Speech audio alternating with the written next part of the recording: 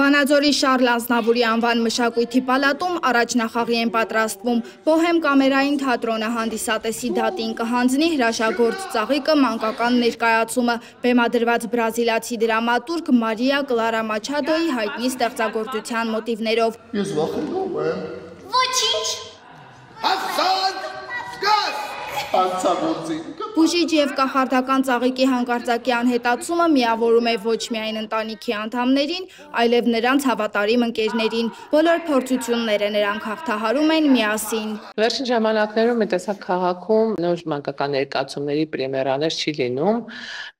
եւ եթե ուզում ես դու լավ հանդիսատես ունենալ նաև ապագայում, պետք է սկսել մատաղ սերնդից եւ նրանց հրամցնել նախ եւ առաջ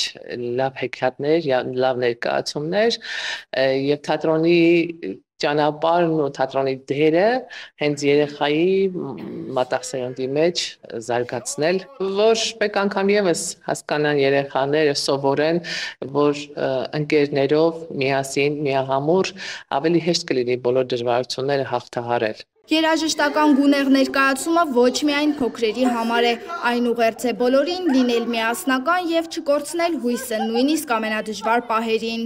Մեր թատրոնն ավելի հաճախ ներկայացումներ է բեմադրել մանուկների համար։ Մանուկների համար խաղալը մի քիչ ավելի պատասխանատու է, քան մեծերի, որովհետեւ մանուկներին խաբել անհնար է։ Մանուկները հասկանում են, մանուկները զգում են։ Ինչ կտանի երեխան իր հետ այս ներկայացումից։ Ինձ թվում է կտանի, որ բարությունը հաղթում է, վերջի վերջո հաղթում է, որովհետեւ ժողովրդական ասացված կա, որ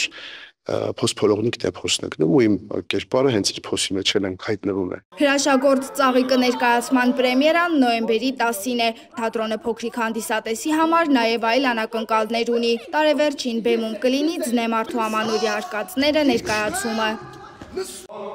Սերինե Սերոբյան լուրերի համար։